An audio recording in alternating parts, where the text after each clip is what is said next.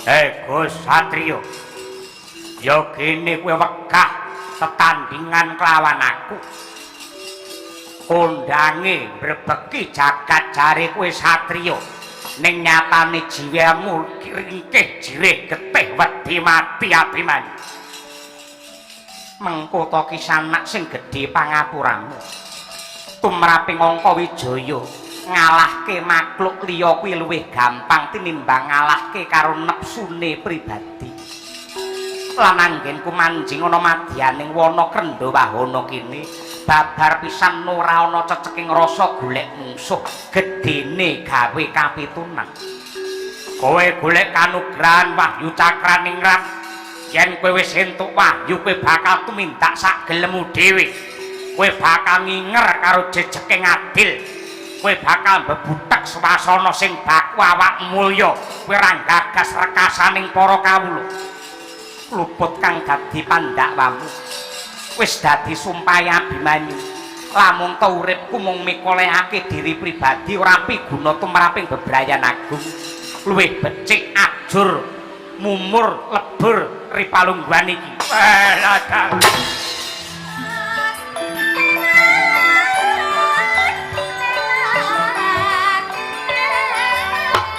Awas.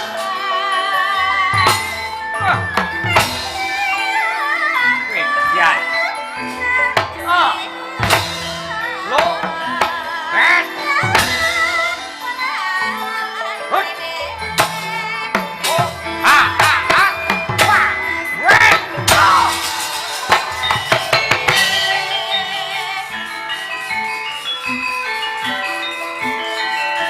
What yang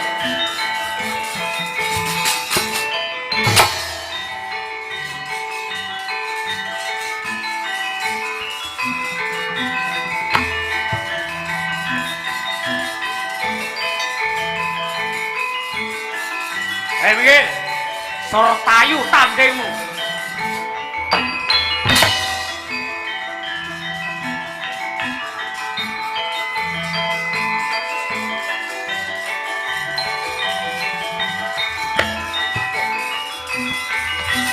Up.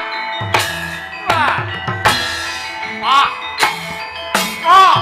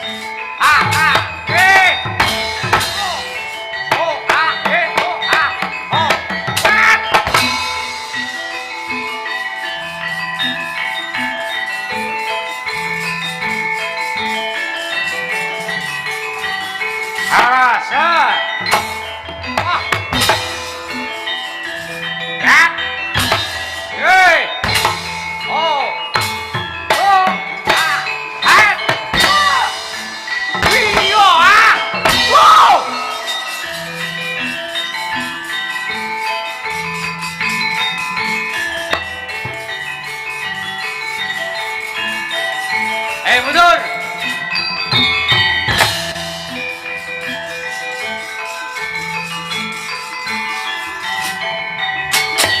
Wedan nek ketake barang.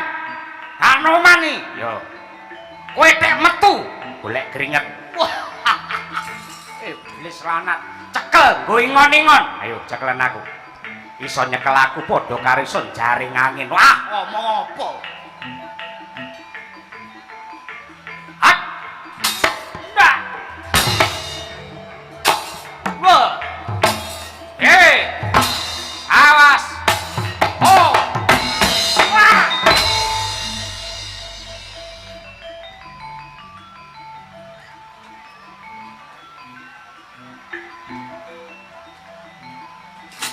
Weh.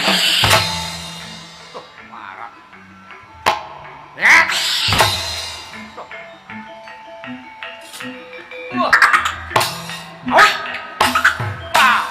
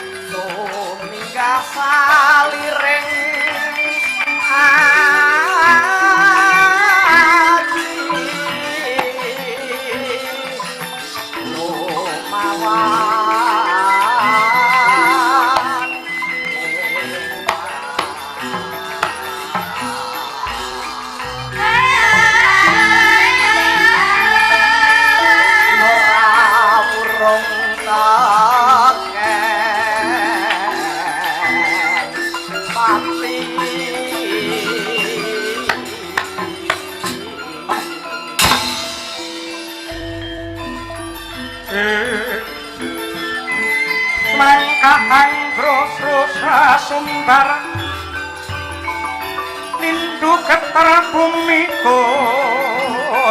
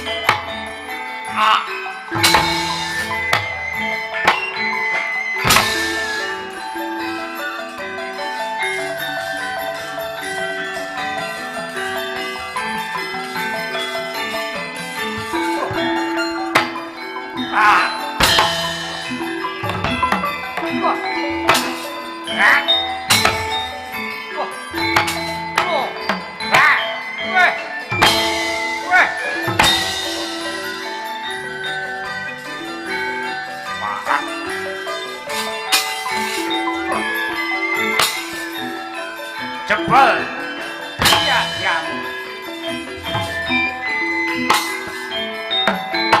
Ah. Wah. Eh.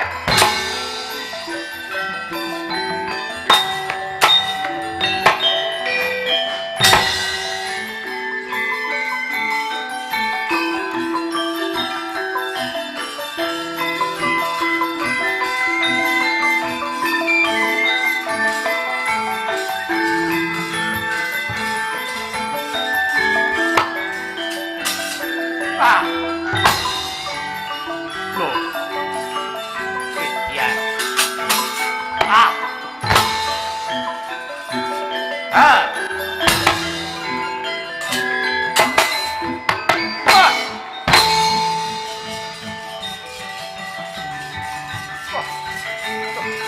Hey, ah. Oh. Oh. Oh.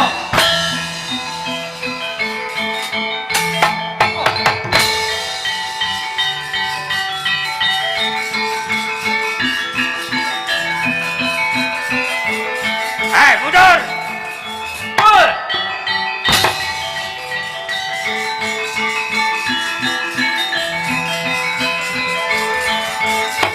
Woi! Mundur!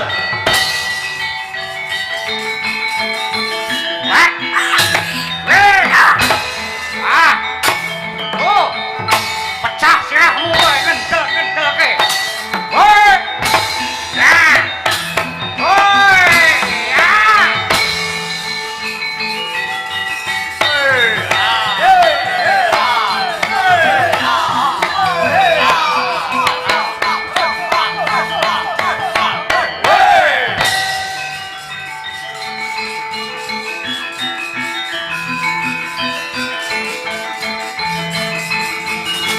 Weh! Loh! Ya!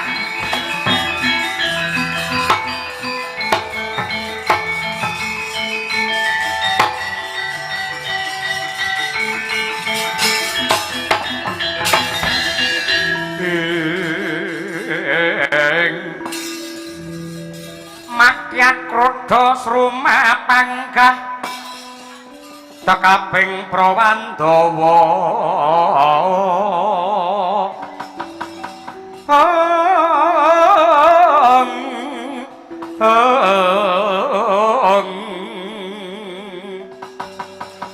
sumahaping pabarisan ronanggono gawe gelar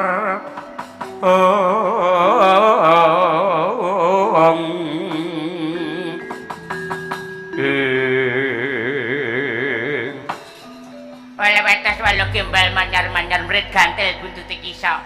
Anting-anting ana mata yang dicuplak dadi mala, Nger. Lesmana Mandra Kumara cah bagus. Kawula nuwun wonten timbalan ingkang adawuh Eyang Saka Lima. Nah, sewu dalan ndak tempuh pirang-pirang pambudidaya ditindakake dening para Satakura ing pamrih. Sawise jeneng sira lumebu ana madyaning wana Krendawahana, Ngastina gawe sejarah anyar. Putra Ratu Ngastina ya kuwi jeneng sira Lesmana Mandra Kumara ingkang bisa amboyongi kanugrahan wahyu kraton ingkang sinebut Wahyu Cakraningrat. Mula kang mangkono. Sing permati, sing setiti lan sing ati-ati, iki mengko jeneng sira bakal ndak kanthi lumebu ana madyaning alas. Sing taberi anggenmu tapa brata nyambung rasa kawan Gusti ingkang Maha Kuwasa. Pamrih men enggal antuk nur buating Gusti ya nggih. Nuwun sewu Eyang Durna. Yektosipun menika beda kalian ceceking manah kula geseh kalian menapa ing dados pamikir kula. Nyatanipun Kanjeng Rama Duryudana menika mboten nate nampi wahyu, mboten nampi pikantuk dawuh saking Gusti. Nyatanipun dados ratu mblegedu mubra-mubru. Mboten kirang setunggal menapa wenang nepak mbun-bunane wong sak negara Ngastina. Lajeng pedaipun menapa kula kok keroyo-royo trutusan teng alas golek wahyu. Tanpa wahyu Lesmana tartamtu badhe dados ratu wonten ing Ngastina. Ora ngono ya, Ngger. Lesmana Mandra Kumara. Sing jenenge pengarep utawa pangarsa munggahe ratu kuwi men duwe kawibawan. Men diasihi karo para kawula dasih. Kuwi kudu pinter gegem kanugrahan utawa gegem wahyune pangeran. Mula sepisan iki kowe mbangun mituruta kelawan apa kang dadi dawuh pangandikane Eyangmu Sukalima. Wis, aja kuwatir. Perkara mengko antuk gawe utawa ora kuwi dudu babakan ingkang baku. Sing baku ripalungguhan iki kowe dadi atmajaning ratu putrane Narendra. Ngetokake anggenmu wani tapa brata, wani sesirih, wani poso, wani ngurang-urangi lan pinter meper marang hargane kanemson kuwi seranane men jeneng sira dadi ratu ingkang ampuh ing bisuke. Nggih, kula purun kados mekaten nanging kula suwun Kurawa kaliyan Eyang Durna sampun ngantos tebih-tebih kaliyan kula. Lan salebetipun kula mangke tapa brata nyuwun dipun cawisi kasur bantal kalih guling. Menawi kula ngantuk kepengin bobok sampun rumanti sedaya. Iki arep golek wahyu arepe Dharma Wisata iki karepe piye? Wis men karepen ra apa-apa. Sithik-sithik wae dipati ora apa-apa ya. Mengko para Kurawa sing bakal nyawisake sing baku ripla palungguhan iki mlebu ana madyaning wana krendha wahana gayuwen wahyu kanthi sakuwating tenaga lan sakuwating pikirmu ya Ngger Lesmana Mandra Kumara.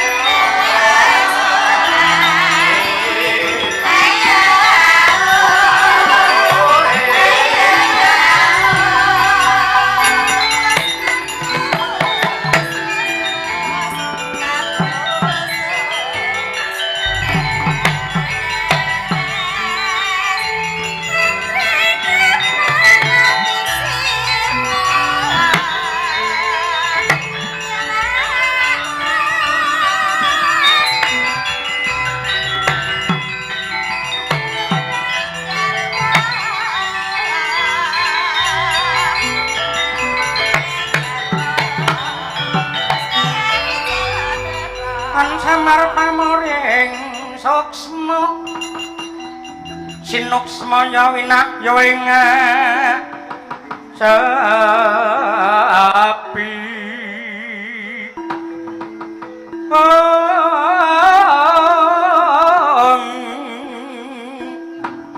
pambukaning warana tarlen saking liyep layaping aluyut pindha pecating supena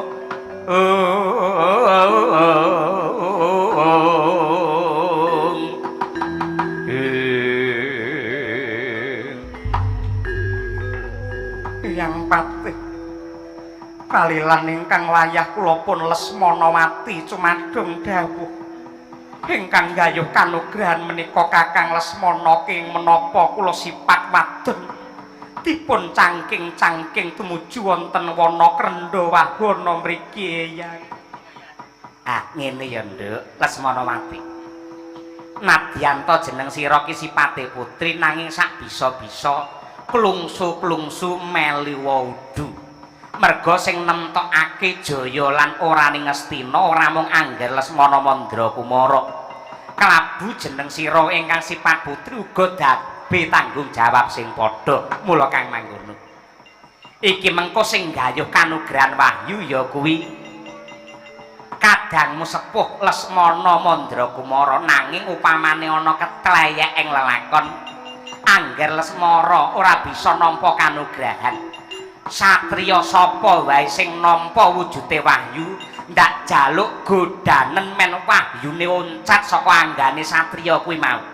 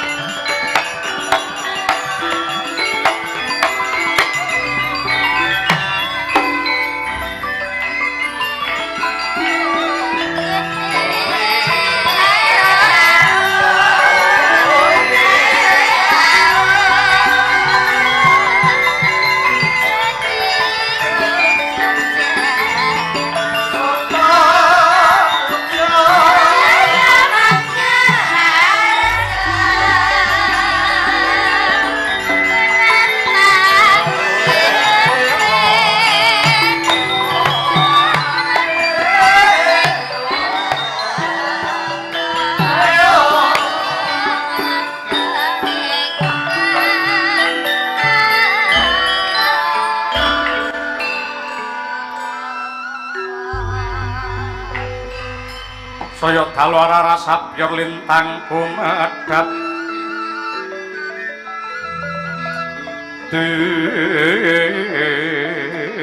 Desti sunyo tengah wengi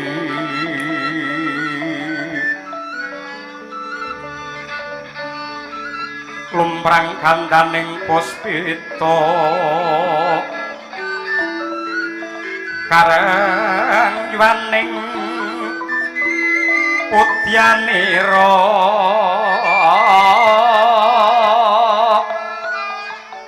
punapa ta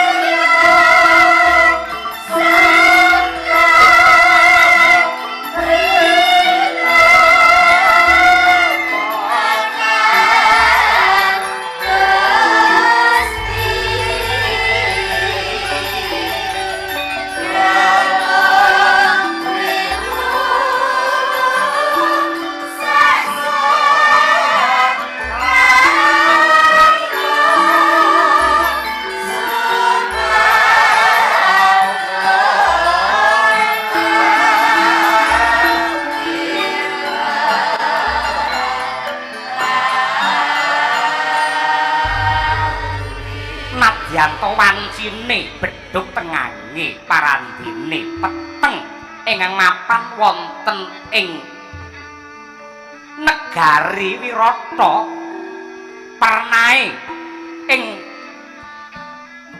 pinggiring Sendang Watari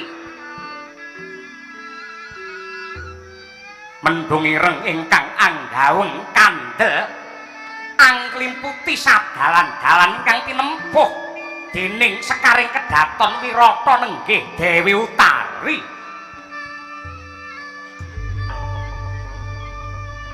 Mendelong kang dadi rasane kuwur kang dadi batine anane mung 12 arsa lamun ta kemutan dumateng sejarah pahit lelakon ingkang peteng ingkang nglimputi bumi Wirata. Awis tinggal sangayuan Deprok ing tepining Sendang Watari rinten dalu tansah meminta marang Sih nugraning Hyang Agung muga-muga den apura dening pangeran dosa keluputane piyayi kang wis ambyur kalap ing Sendang nenggih Sang Watari. Mangkono guragapan jugar nggih nyono nuwun pring Hyang Agung dupih den jawil saking wingking dening Kang Raka nenggih Raden Utara.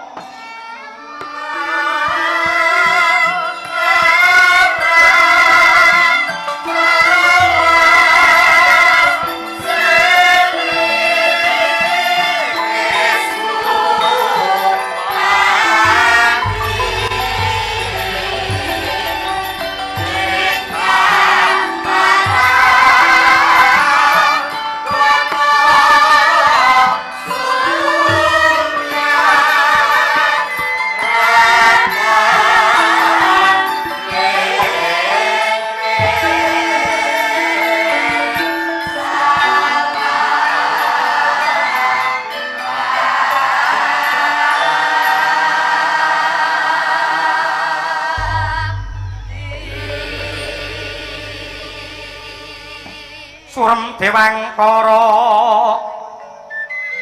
ingken lir manguswa kang layon penyo ilang pemanise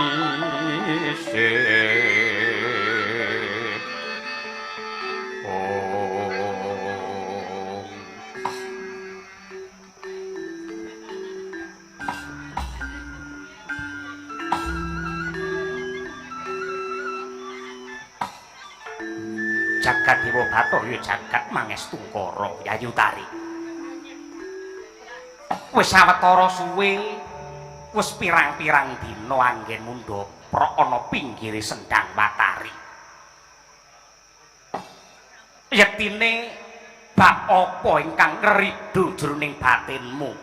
Apa kira-kira isih kurang Kanjeng Rama Dewaji Prabu Matswapati anggene mulyakake kelawan siadi?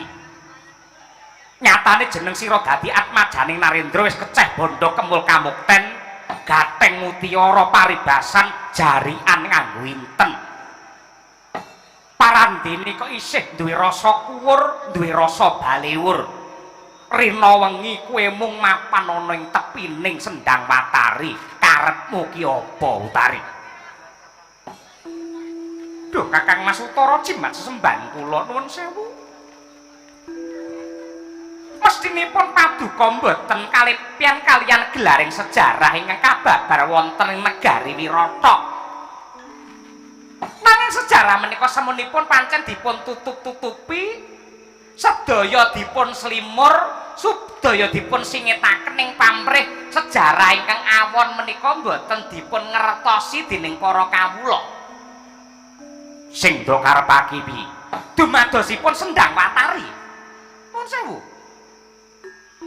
Nalika ingkang ngasta bawan adil pusaraning praja jumeneng Narendra wonten negari Wirata nenggih Kanjeng Eyang Basukethi utawi Eyang Basukeswara. Nalika semana Gandrung Kang Yuyun kaliyan putri saking Kencapura atmajanipun Prabu Kekaya ingkang nami Retnawatari. Iya, banjur mongko Ripalungguhan ing nembe kababar nalika semanten menika Sang Retna Utari menika nedeng ngandhut sepuh parandene dipun bujung-bujung dening Eyang Prabu Basukeswara karana Eyang Prabu sampun kelampahan nelukaken negari Kencapura. Nuwun sewu.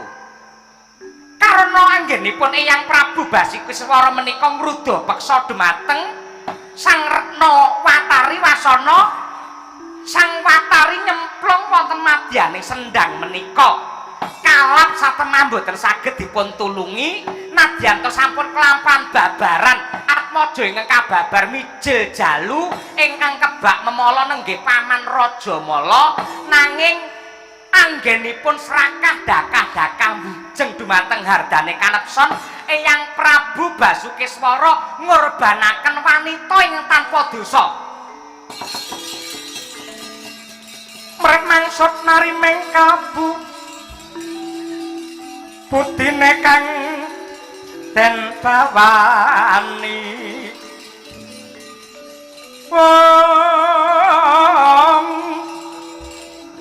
penganing tias Sukarila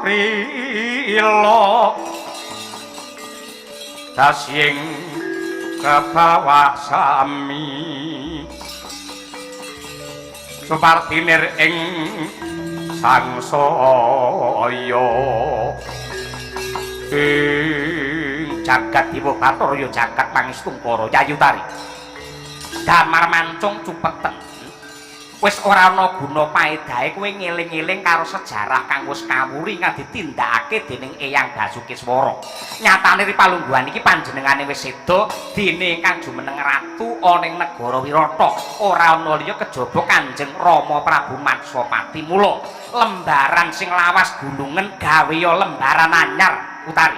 Mboten saged patrapipun panguwasa ing negari Wirata nalika semanten cetha lamonta menika mboten adil. Sia-sia dumateng drajating wanita kula ingen mboten trima. Menawi dereng wonten tandha-tandha wenganing nugraha kula mboten badhe ninggalaken sendhang Watari mriki Kakang Mas.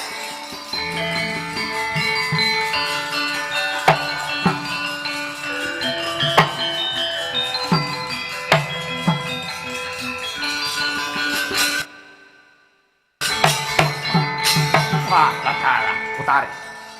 Gegayuhamu apik, kekarepamu ki becik. Nanging lamun to kowe bakal njejekake hukum, njejekake adil ana ing Wirata kene kena ndak arani kowe ngimpi ing wanci awak.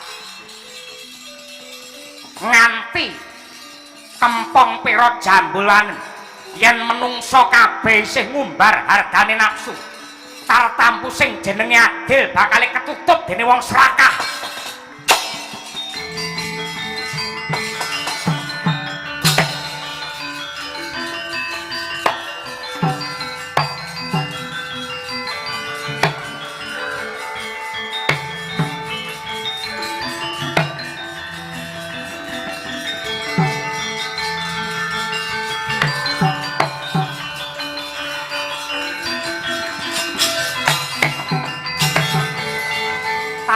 Ing bebaya tan mingkuh ing pekewuh nadyan to kaya bledhek pangucape ingkang raka nenggih Sang Utara parandene tan owah lan gingsir panggayuhe Sang Utari ngenya meminta marang Hyang Agung mrih Sang Watari pikantuk pangapura kangge srana jejeking adil lan bebener ing negari Wirata bingkem netra kekalih sadakep saluku tunggal mencorong mawa teja Dewi Utari.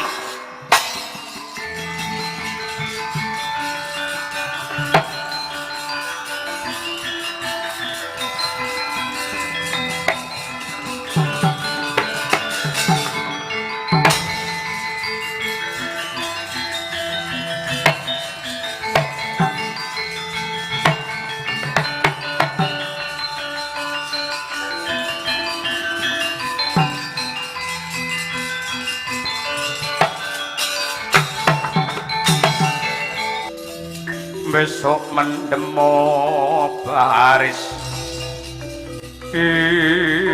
wah anak anggir kula nderek mangayu bagyo, kula nderek bombong, nderek bingah. Sanadyan saking katebian kula mangertos wonten cahya mebyar nyada lanang ingkang tetunggal jiwa kalian anak Anggir Samba. Tegesipun wahyu kraton, wahyu cakraning rak sampun tunggal jiwa kalian jengandika anak Mas. Inggih, Paman Sencaki lakar kados mekaten. Tegesipun Samba menika mboten kalah pangaribawa kalian tiyang sepuhipun nenggih pun Rama Dewaji Sri Bathara Kresna. Bapake tukang nampa nugraha mudhuning anak ya pinter nggayuh nur buat. Nggih. Nanging kula suwun nuwun sewu. Adatipun wewaler tiyang ingkang sampun nampi wahyu menika sampun ngantos dipun tabrak. Ing antawisipun setunggal mboten kenging semungah sesungaran, angka kalih mboten kenging damel kapitunaning liyan. Angka 3 40 dina ora kena gepok singgol kalian wanita. Alah, mboten gugu niku. Wahyu niku menawi sampun manjing, mboten badhe kisah saking angga kula menawi kula dereng pejah. Kula badhe ngubengi jagat mamerke karo wong sak donya iki Samba wis ngukup kanugrahan cakraning rat mendho melek mripate. Lho, ampun ngoten nggih. Menika mangke sarudi nulu ndadosaken wahyu mboten kerasan anggenipun tunggal jiwa mboten gagah. Men wong sak donya padha weruh iki Samba sing digdaya, iki Samba sing gadhuh wujude wahyu. Angger ajenge.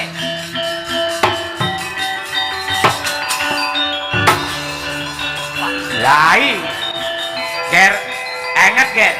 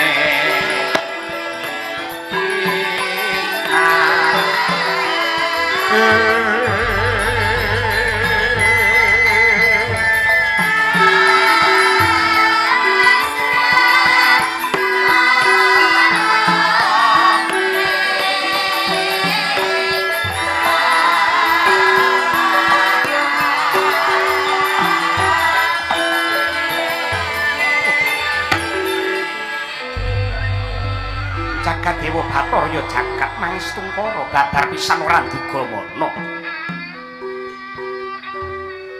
Ing atase Samba mapan ana sakjroning wana Krendha Wahana parandene disusul kelawan jantung atiku Kakang Mbok Hak Nyanawati. Yayi Samba Wisnubrata ya kanthi cara siadi milar saka kraton manjing ana ing Krendha Wahana. Mbok menawa lakuku tinuntun dening dewaning katresnan supaya sumusul kelawan siadi kegawa gedhening rasa kangenku kelawan kowe Samba. Nyatane Kakang Mbok Hak Nyanawati rina wengi lak ngrasake kamulyan dikemuli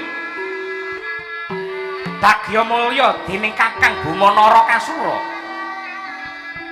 Nadyan rina wengi aku sinundel poyoh dimulyake Kakang Buma nanging yektine kuwi mung semu.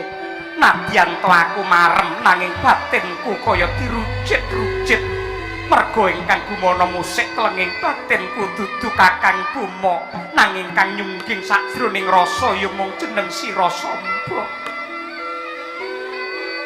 Mula kang mangkono Yayi tambang ana brangtaning atiku ya mung marang jeneng sira Paraningsih papane aku suminding esok lawan banyu katresnan ingkang kaya mledak-mledak ana jantung.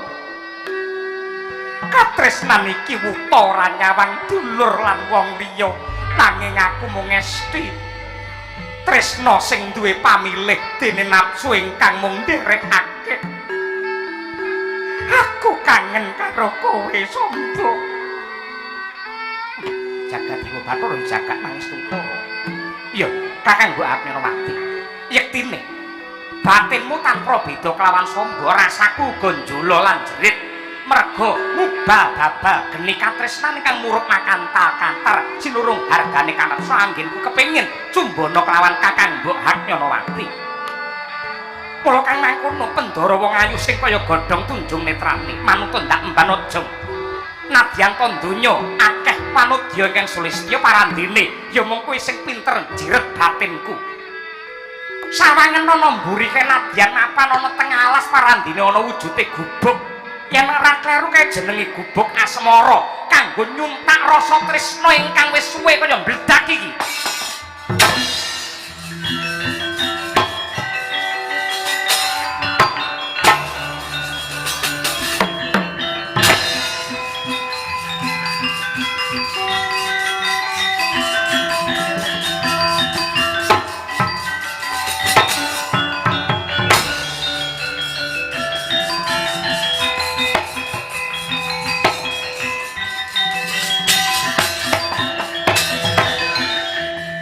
Atmajane Ratu Gung Binetara parandene ora kuat kedrajatan nenggih Sang Samba nembe nampa nugraha nurbating Gusti Cakraning Rat parandene wis ora kuat godha awit pratane ingkang mbakyu nenggih Sang Haknyanawati. Pramila sigra den glandhang manjing papan ingkang tinemtu ngesok marang biraining katresnan anggo dadi panas wahyu oncat saking Sang Samba.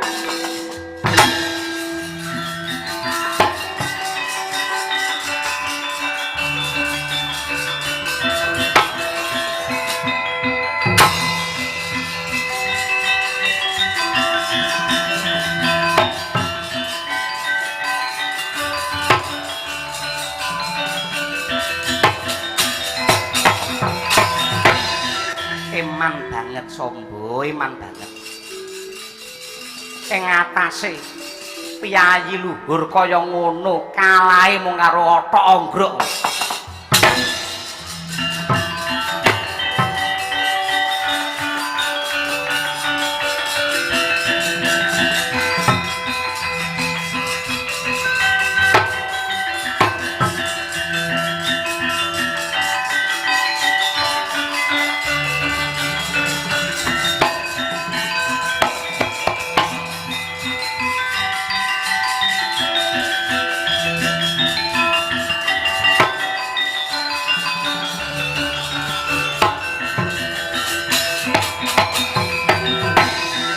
Mawik nam mestu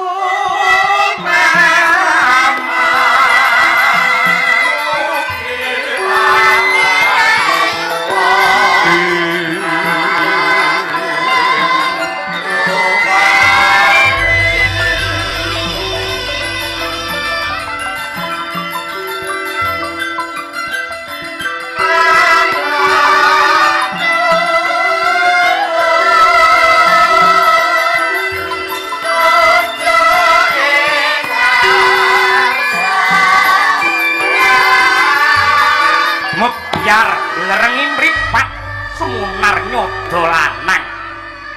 Nyodo lanang tegese sada sing gedhe. Hanenggih menika ta warnane satriya Plangkawati Dyan Abimanyu. Nyambung raos kalian Gusti ingkang Maha Kuwaos. Ngeningake Kang Pancandriya kaya mati jroning urip sajroning pati liyep layaping ngaluyut pindha pecating supena sumusuping rasa jati. Jati-jatine Sang Angka Wijaya ngatas mring dewane kocap. Mangkono gumebyar candrane kaya lintang aliyan nenggih Sang Wulandrema malih warna dadi pengawak coba nggodha Sang Angka Wijaya.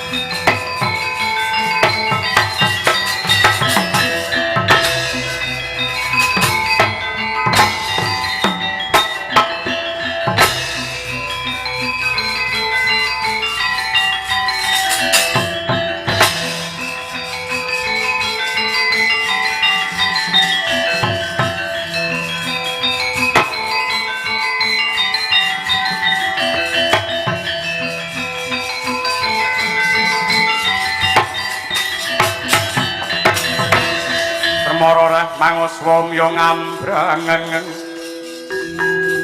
kadhe karunaning kaswase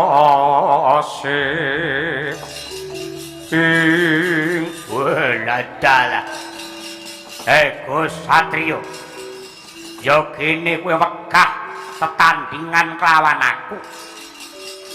Kondange brebeki jagat jare kowe Satrio. Ning nyatane jiwamu ringkih jirih getih wedi mati Abimanyu. Mengko to kisanak sing gedhe pangapuramu. Tumraping Angka Wijaya ngalahke makhluk liya kuwi luwih gampang tinimbang ngalahke karo nepsune pribadi.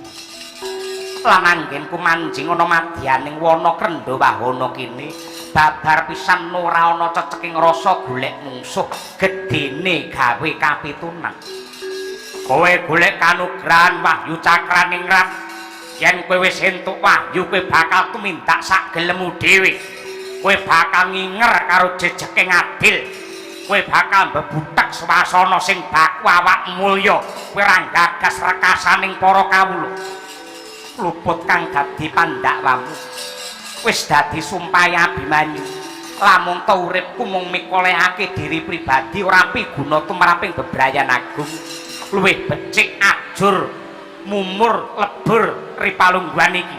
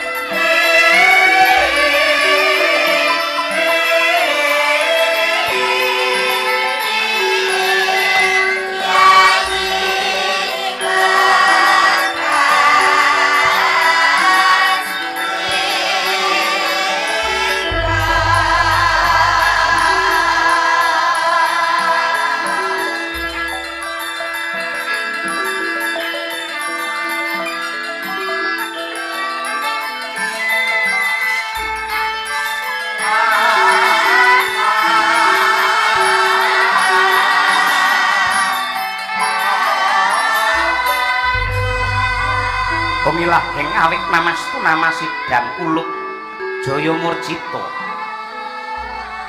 Iki wis dadi pungkasan anggenku ngambara ana sak nduring wana Krenda Wahana ya mung jeneng kita ingkang dadi pangarep-arep ulun. Ulun Bathara Wulan Darma ingkang pengawak Wahyu Cakraning Rat Cakra Bunder Ningrat tegese ana donya. Besok sakwise jeneng sira nampa kanugrahan sing ngrasakne kanikmatan ora mung Abimanyu pribadi nanging tedhak turunmu klebu para kawulamu bakal kinayoman dening Cakraning Rat. Kejaba saka kuwi Angka Wijaya dadi ratu ki beda kelawan para kawula. Yen para kawula mung bisa ngukur karo uripe dhewe, nanging lamun ta ratu kuwi menungsa ingkang sinampuran ngatur kendho kencenging pranatan butek beninging swasana praja kuwi dadi tanggung jawabe Narendra.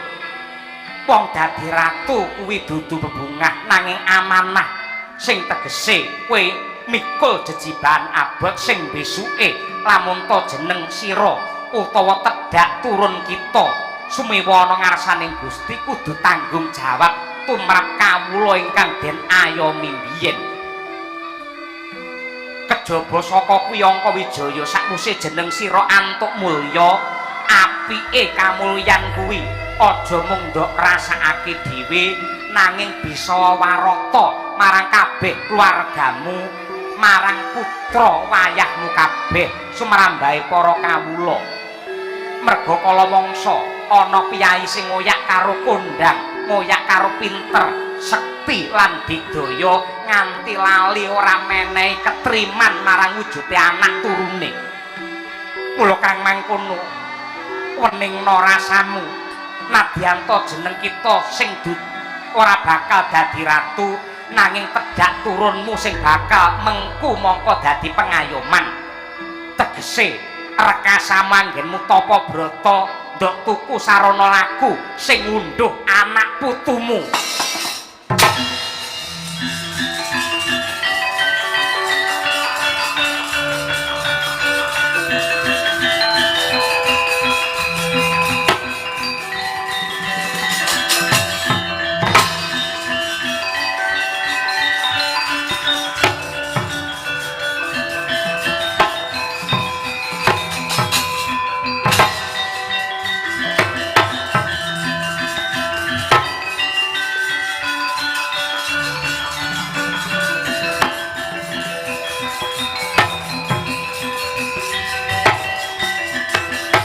Rancase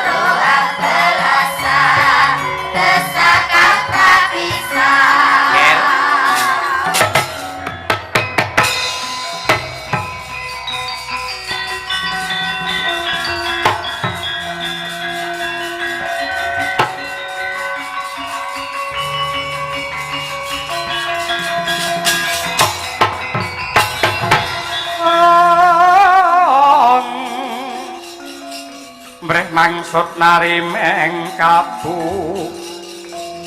budine kang den bawani